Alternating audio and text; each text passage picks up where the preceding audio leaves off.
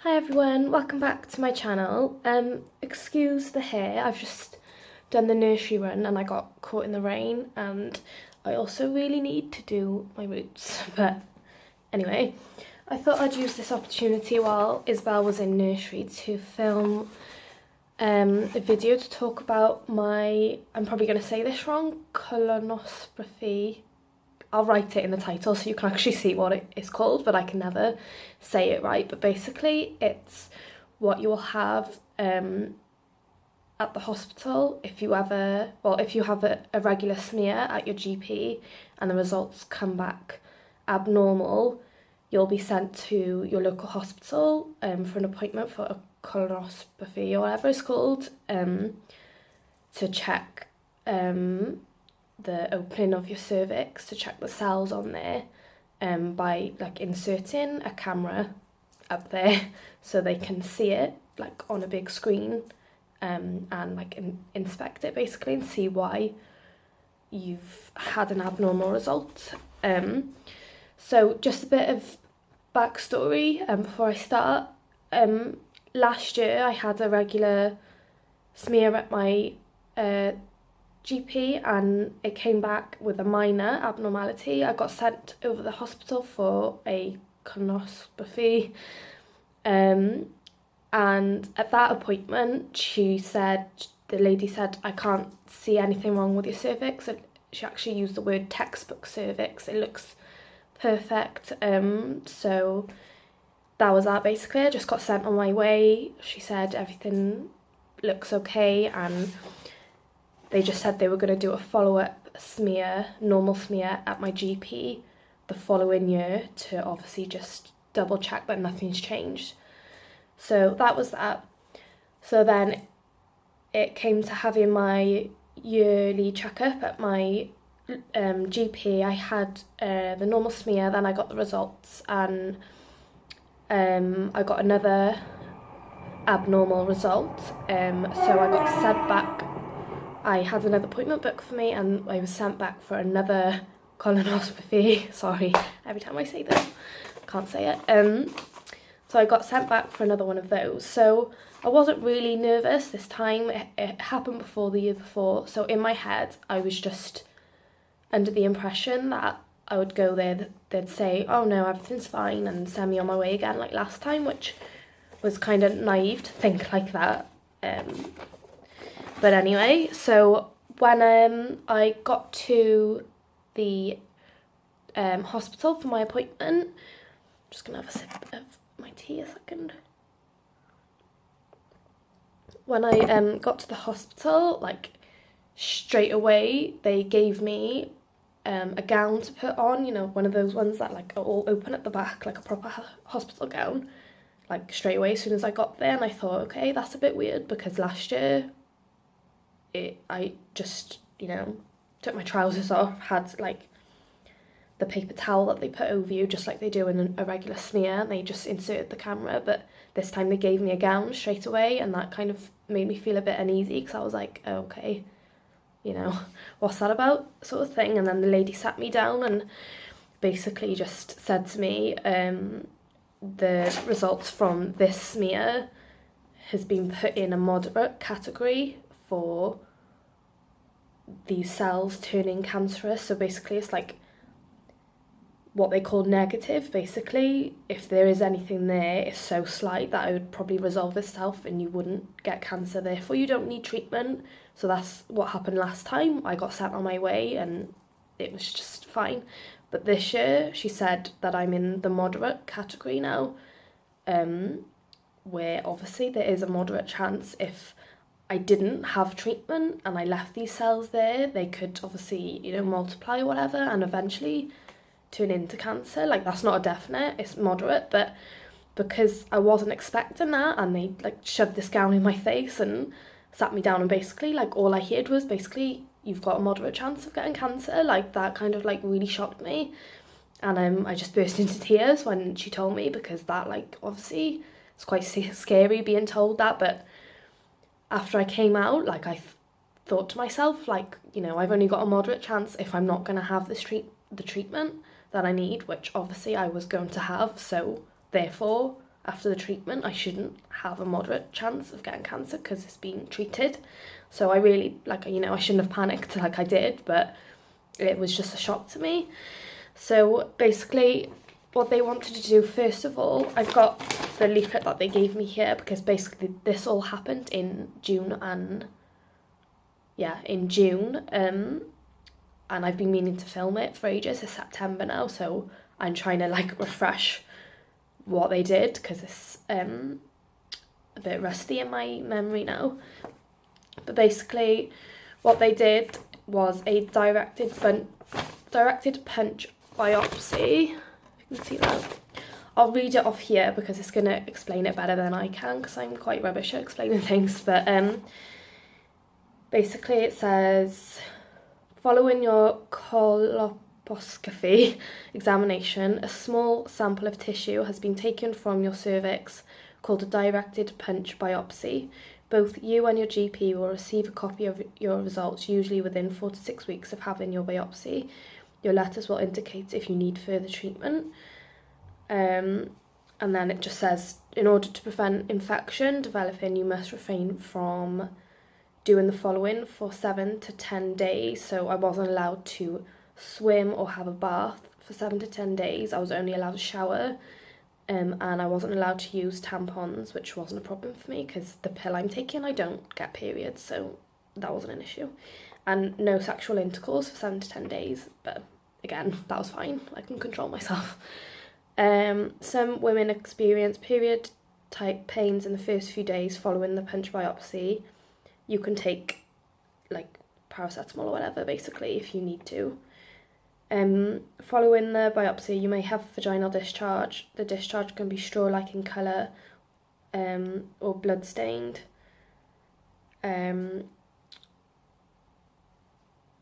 Following your colposcopy appointment, if you do not require further treatment, you will require a smear test in 6 months' time.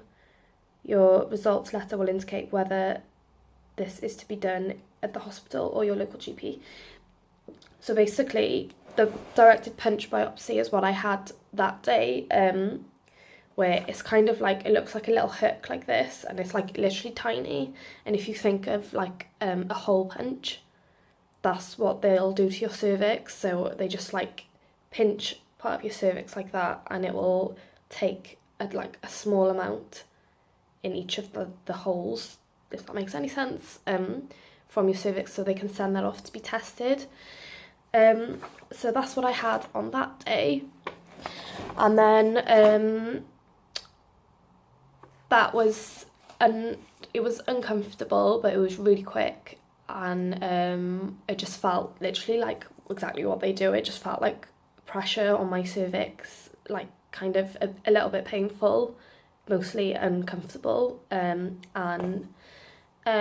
yeah, but it really wasn't a big deal. And basically they offered me treatment there and then, but which I'm gonna go into now, which is the cold coagulation treatment, because when they did the colposcopy, there's a big screen so you can actually see it, and they showed me like, these are, you know, we can already see the cells that we need to remove by doing this treatment. So she said, have you driven today to the hospital? Which I had. I drove myself. And basically for this treatment, to remove the cells, they do give you a local, is it the local anaesthetic, where you're not asleep, you're awake? They yeah, I think that's what it's called, or general, I don't know. Anyway, you're not asleep, but they give you either a local or general. I get confused between the two, but they give you the like pain relief, so you won't feel any of this treatment, and I'll go into exactly what the treatment is now. But basically, because they give you the pain relief, it has like adrenaline in it, and it's not advised to drive if you've had that, because it can cause like, I don't know, confusion or slow reactions, or I don't know really, but she said that I'm not allowed to drive if I've had that, so unfortunately I couldn't have the treatment done there and then. I had to return a couple of weeks later, which was annoying because I kind of just wanted to get it over with altogether in one day and just be done with it. So if you have a letter sending you to go to the hospital and it says, you could need treatment, I would advise going with someone who can drive you, so you could just get it, like, if it needs to be done, you can just get it done there and then, because it's not nice to come back like a few weeks later and like just have it playing on your mind. It's just better to have it all done and dusted. But anywho, I had to go back. So anyway, I'll go into the actual treatment that I received to remove the like pre-cancerous cells. So yeah, a couple of weeks later I went back for a cold coagulation treatment, and I'll read this leaflet. The treatment you have received today is cold coagulation. The treatment is in fact warm and not cold, as the name implies. The cervix has been treated by applying an electrically heated probe onto the cervix for 20 to 30 seconds. The heat destroys any abnormal cells. Following treatment, you may have heavy watery discharge for 2 to 4 weeks, which is normal. The discharge may be blood-stained for the first few days. The procedure is usually uneventful. Very rarely there may be an infection. If you develop a fever or discharge, please contact your GP for antibiotics. That didn't happen, it was fine. You may experience some period pains for the first 24 hours, which you can take paracetamol for. And after this treatment, you're not allowed to go swimming, to have a bath, to have sex, or use tampons for 4 weeks instead of the 7 to 10 days in the biopsy. It's 4 weeks for this to prevent any infection. And in all honesty, the actual treatment was way less of a big deal than the biopsy. The biopsy was worse because you don't get a local anaesthetic, but it's really quick. They're both really quick. The actual treatment was even quicker than the biopsy, and the biopsy was more uncomfortable, slightly painful, and I did get like period pains after having this. After the actual cold coagulation treatment, yeah, I didn't feel any pain, and I didn't have any pain even after the local anaesthetic wore off. No period pain at all, nothing. I did get the like watery discharge that they describe in both of them, but that went away within like a week or whatever, not long. So yeah, like obviously I feel better in the knowledge that these cells had been caught, had been brought up, shown up in my normal smear, and I was able to go to the hospital, and just get it treated, and what needs to be done has been done. And obviously if you live in the UK, you get all this free on the NHS, which is just amazing. And I'm so grateful to have the NHS, because I can rest easy now that I know that that's been taken care of. Right now I'm waiting to have a 6-month follow-up smear test at my local GP, just a normal one, so they can just do a normal smear and make sure that it doesn't come up abnormal again. If it does come up abnormal again, I'm gonna have to go back over to the hospital for another colonoscopy, just the camera up there to check it out, see what's going on. But I'm not thinking about that at the moment. I will cross that bridge if it comes to it, but right now what's needed to be done has been done. And I guess I just wanted to make this video to stress the importance of going to your smear test at your GP. If I hadn't have gone to my regular smear test, that wouldn't have been picked up, and I could be walking around for years completely unaware that I have precancerous cells.